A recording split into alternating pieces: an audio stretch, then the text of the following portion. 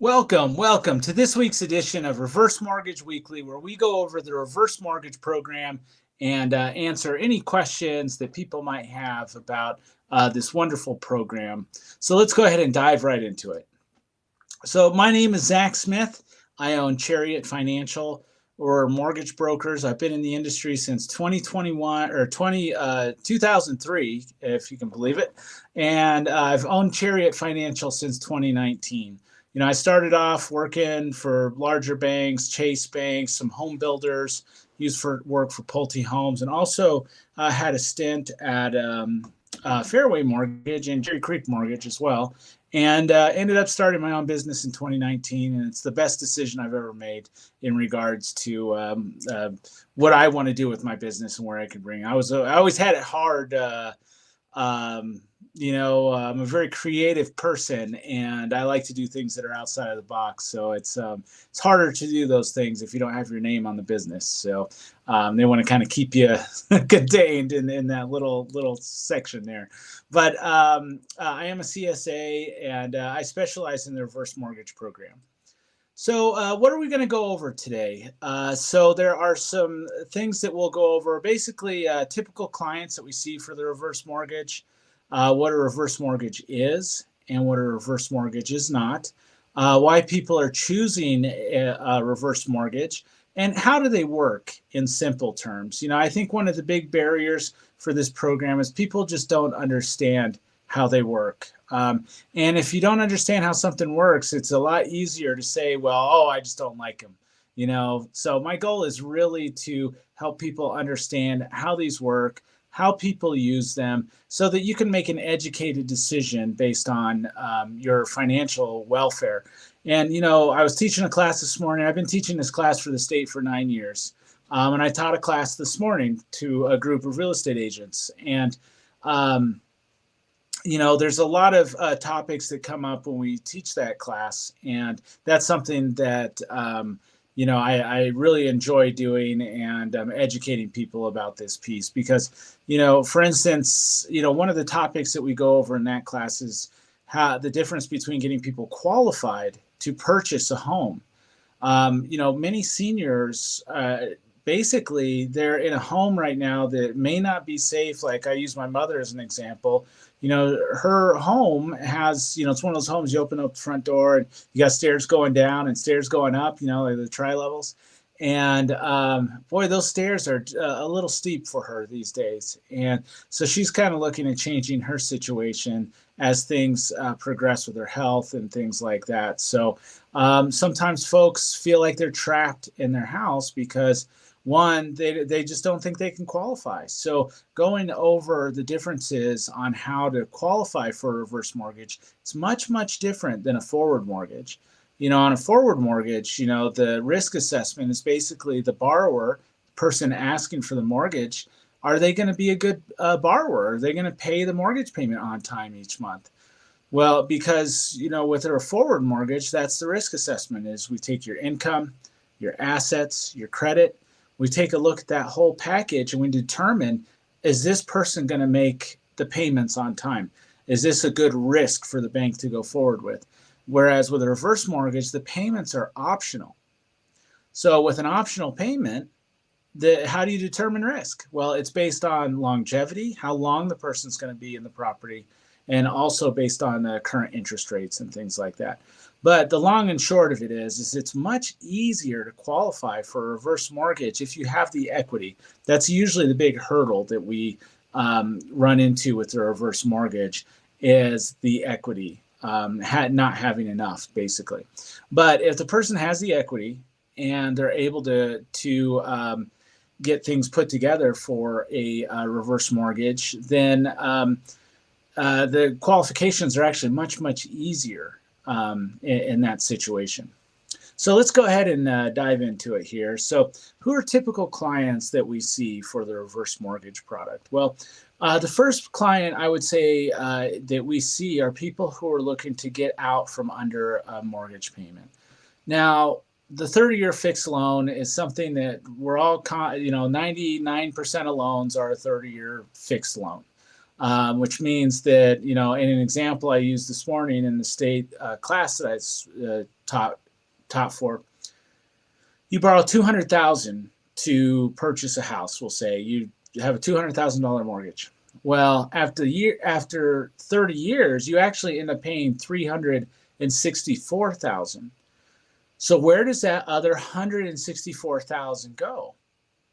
It goes to our friends at the bank. And what they do on a 30-year fixed or any amortized schedule really is they front load all of that interest. So basically, you're paying 50% of the interest on a 30-year fix in the first 10 years.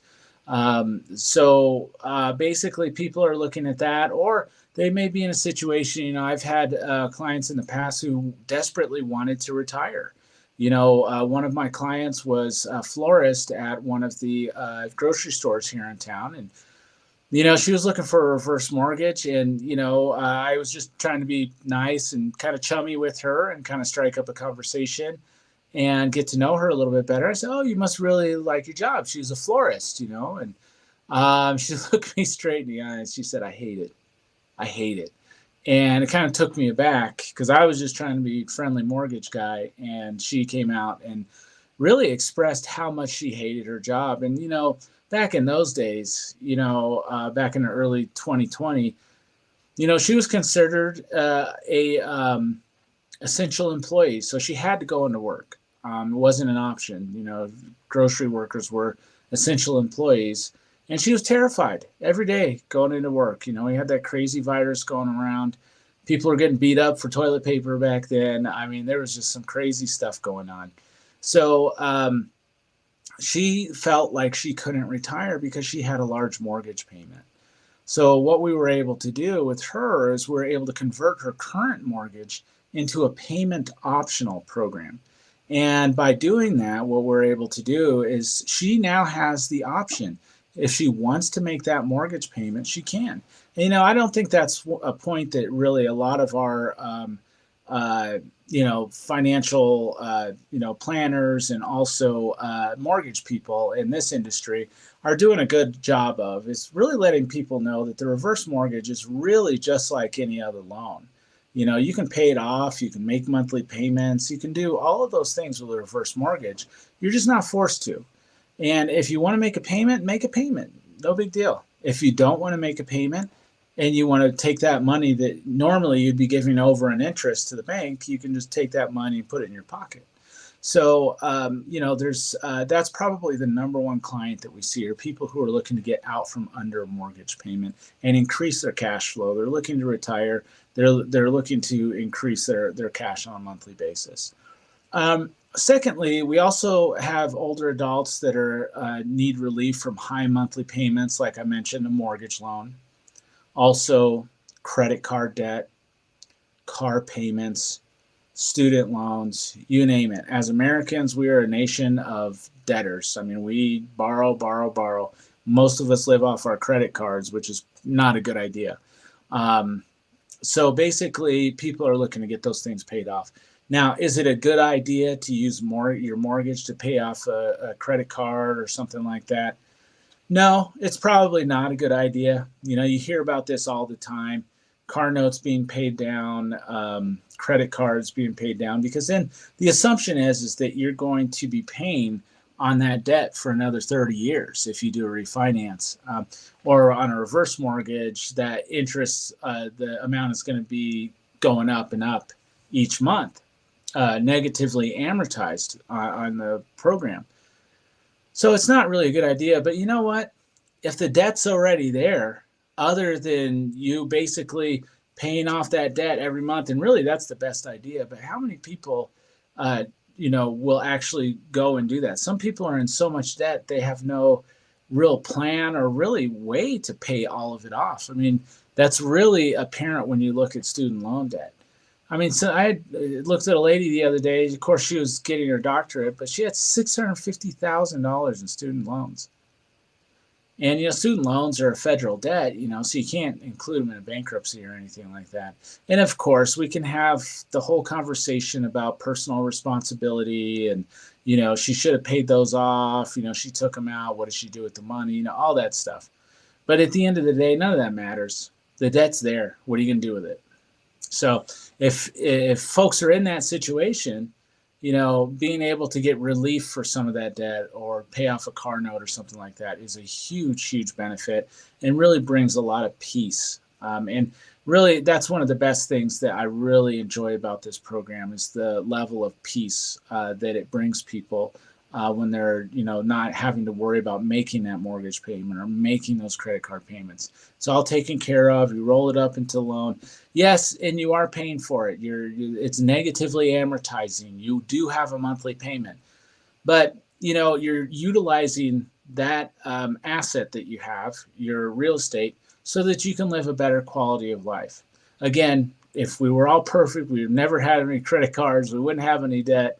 But I got news for you. Not all of us are perfect. So that's where this program comes in and really does help. But the third folks that we see, and a lot of people don't even think about this, but I've had some very savvy people come across my desk that we've done some reverse mortgages for, and they love to establish a safety net for their assets. Let's say you have, a couple million in the bank. You own your home free and clear. Why would you take out a reverse mortgage? Well, you want a safety net. A lot of times when you take money out from your retirement accounts, whether you have $1 million, $2 million, $3 million, $5 million, however much you have in your retirement accounts, when you take money out, guess who's waiting around the corner? Our buddy Uncle Sam. And he's saying, hey, you just took some money out. Now, of course, you can get Roths and stuff like that. And I'm sure that, those are tax, pre-tax. But with these other accounts, you take money out and you're going to get issued one of those nice little 1099s at the end of the year. Well, some people say, I'm trying to reduce my tax burden. How about I borrow from my line of credit? And if you borrow from your line of credit, 100% tax-free because it's considered a loan. So they're not going to count that against income in any way, shape, or form. So again, this is used as a strategy for folks who have a lot of assets. So I think most people think, oh, you're doing a reverse mortgage, you must be in the dumps, or it must be something that you must be having a hard time. But some folks are very shrewd in their decision to pull out a reverse mortgage. It's not just a loan of last resort. And we'll go into more detail with that here in a moment. So what a reverse mortgage is? Well, it is a mortgage loan. It does have monthly payments. There was a group out here a couple of years ago that got in trouble with the federal government because they're out telling everybody, oh, we're going to eliminate your payment. If you listen to a lot of mortgage people right now that advertise, we're going to eliminate your payment. Your payment's going away. You're not going to have a payment anymore. Well, it's a little bit misleading to say that because you still have a monthly payment. And that's something that I want to be very clear about because I don't think people are clear about this. Probably one of the reasons folks may or may not like this program is how it's presented because there is a monthly payment. But the thing about that monthly payment is it's optional. If you want to make that monthly payment, go for it.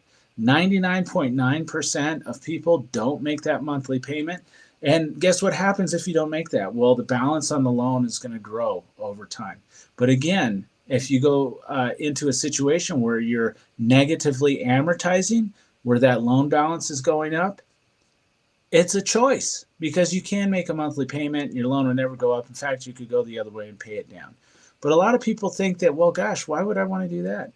Why don't I, if I make a monthly payment, most of it's going to go to interest anyways. So why not take the money I'm making a payment with and put it in my pocket? I think it does better in my pocket than it does in the bank's hands, right? I mean, who knows? People have different opinions about this. So generally, the reverse mortgage will come with a line of credit, cash payout, or a tenured payment paid out over time.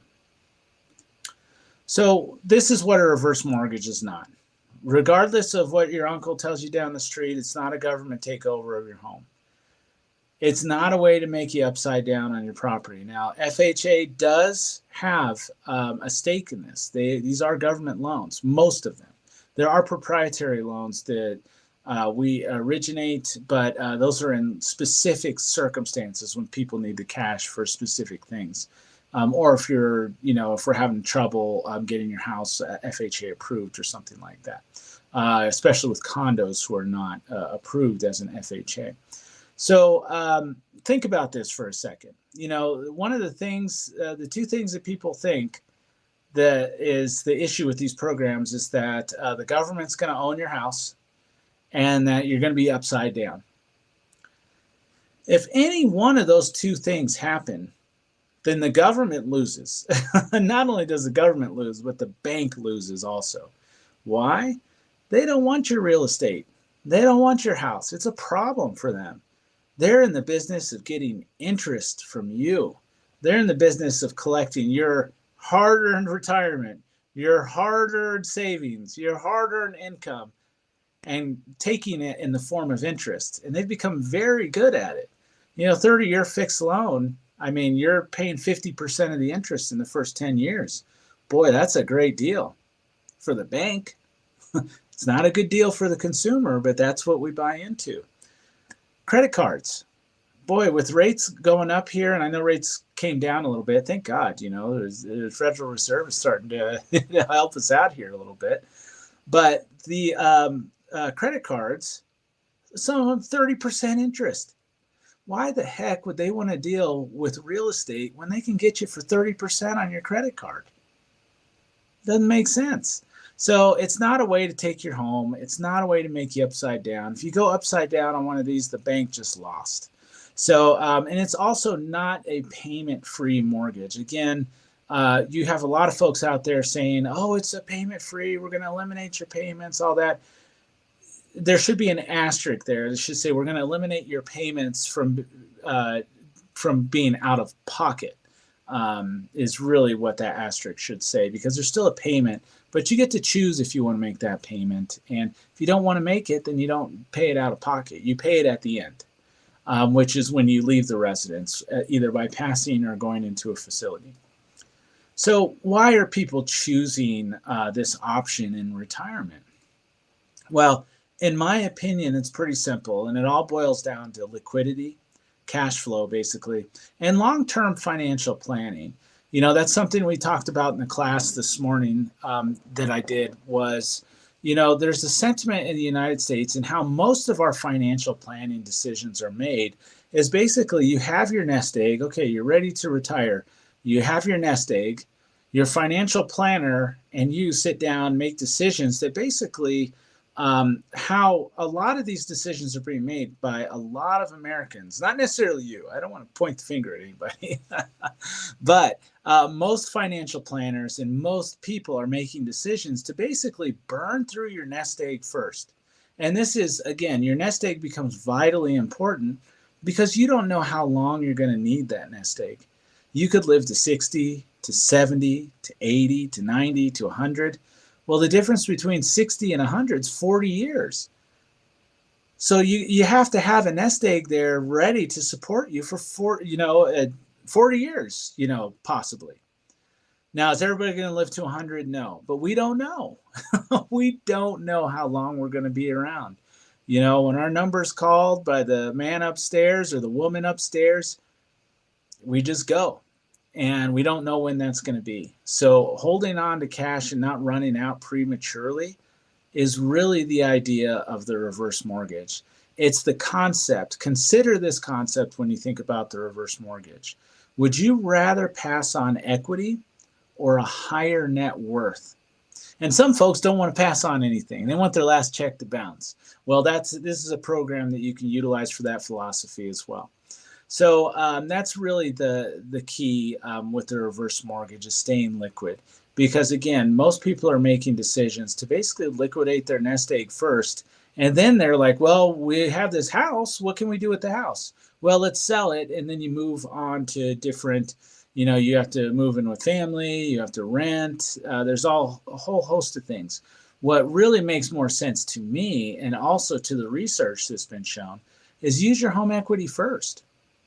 So what you would want to do is get a reverse mortgage as soon as possible, as young as you can, and utilize that as your financial planning. So for instance, if you do have a 401k and something, you got a card breaks down or you need to fix it or something, Don't pull out of your 401k and get taxed on that money. Pull out of your reverse mortgage. If you pull out of your reverse mortgage, A, you're not going to get taxed, and B, you're not going to have a monthly payment that you got to make out of pocket. And what happens to your 401k? Well, it just sits there and it's able to realize that growth over the years. One of the things that I go over in every class is I do that old thing where you say, hey, I've got a penny that doubles every day for 31 days, or I got a suitcase full of $1 million. Which one do you want? Well, the answer is you want the penny. Because if you take a penny and you double it for 31 days, you got $10 million. But if you take that penny and you only double it for 16 days, you got about $160. Well, that's an overly gross example of how exponential growth works in our retirement accounts. But that's really the same concept, is that you don't want to go into your retirement first. Go into your home equity first with a reverse mortgage. You don't have a monthly payment. You're not getting taxed on the income. And guess what? Your nest egg is going to last a lot longer. And we'll go over the figures. There's been several studies that show the advantage of this. So these are the two things that people look at for the reverse mortgage is liquidity and long-term financial planning. So home equity and liquidity. So equity is great to have, but unfortunately it is not liquid. It's a lot like having a glass coffee table right there in the middle of your living room full of cash that you can't get to. So you're sitting down on your couch, you're watching your favorite show, and you kick your feet up on the table, and you're looking down at the couch. Oh, look at all that cash! Isn't that wonderful? It's great. You got all that equity, you got all that cash there. But boy, if you need to get a dental work done, or you got to get a new car, or you got to help somebody out, or you have to get access to cash, doesn't do you any good. It's just a place to hold your coffee at that point. So, it's not like we can take a picture of our house and then go down to the grocery store and say, hey, here's all my groceries. I don't have any cash on me, but here's a picture of my house. I'm good for it. I mean, your house has got a lot of cash, right? Shouldn't it work? Doesn't quite work that way, my friends. It doesn't work that way. If you're basically in a situation where you have a lot of equity, the problem is it's not liquid. You can't get to it. So why does this matter in retirement? Well, most retirees are on a fixed income and they have a limited cash flow. Most people don't want to work into their 60s and 70s and 80s. I mean, some people enjoy what they do. They're going to work the rest of their lives. God willing, I'll be doing the same thing. But you basically don't want to put yourself in a position where you're going to work and you really, really don't want to, like my client I mentioned earlier. And unforeseen medical expenses can liquidate retirement assets prematurely. So being able to have that safety net there to cover those costs is vitally important.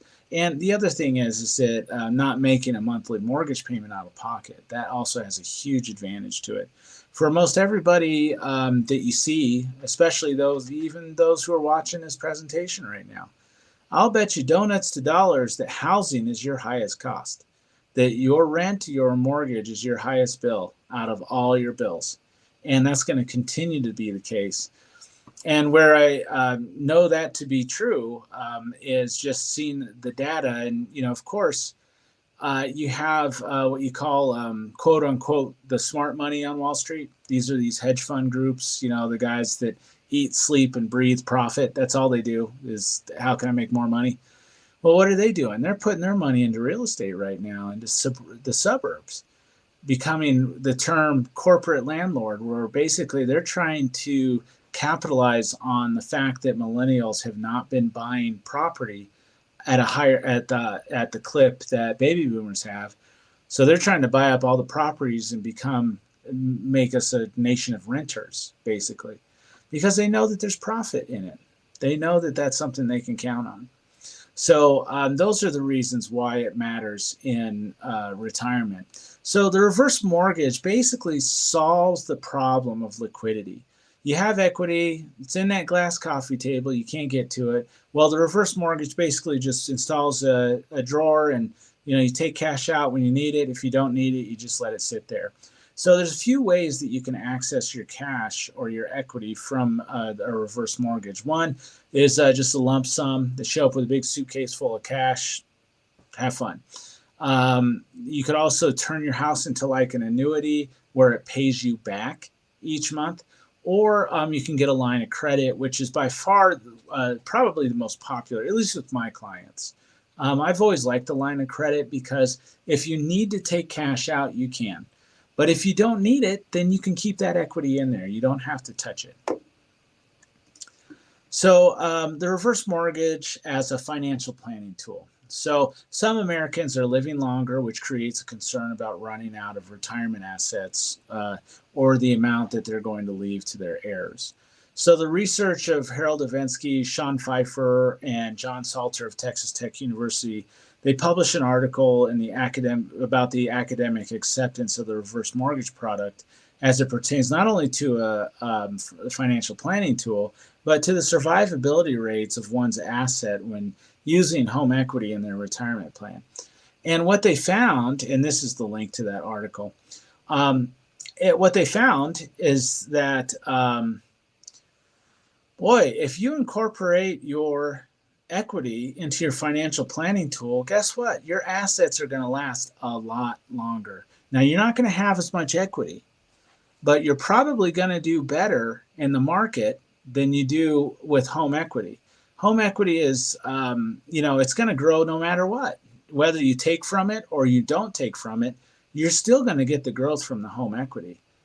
But with financial products, you get a lot more growth when you're able to direct those in a way that is going to be advantageous for you. So that's one of the things that your financial planner can talk to you about. So there's different types of reverse mortgage programs. You probably heard the term HECM. Well, what the heck is a HECM? Well, the term HECM is an acronym for Home Equity Conversion Mortgage. And that's FHA's real fancy name for reverse mortgage, basically. These loans are governed by and sponsored by HUD, so they are FHA loan. Quite frankly, the government loves these loans because it's helping with the crisis that we have with housing for seniors. If we can keep people in their homes aging in place, not only will they have a higher quality of life, but they're usually healthier in that situation. And of course, depending on the home, depending on the conditions and things like that. Oh my gosh, we have a visitor here. Do you want to? Wow, that fits pretty good. You want to show everybody? We have a cowboy visiting us today. Well, folks, it's 2:30. We usually try to wrap these up within an hour or half hour. We pop on here every week and talk about the reverse mortgage program. I hope you guys have a blessed rest of your day, and thanks for hanging out with us today. Have a great day. Thanks a lot. We'll see you next time.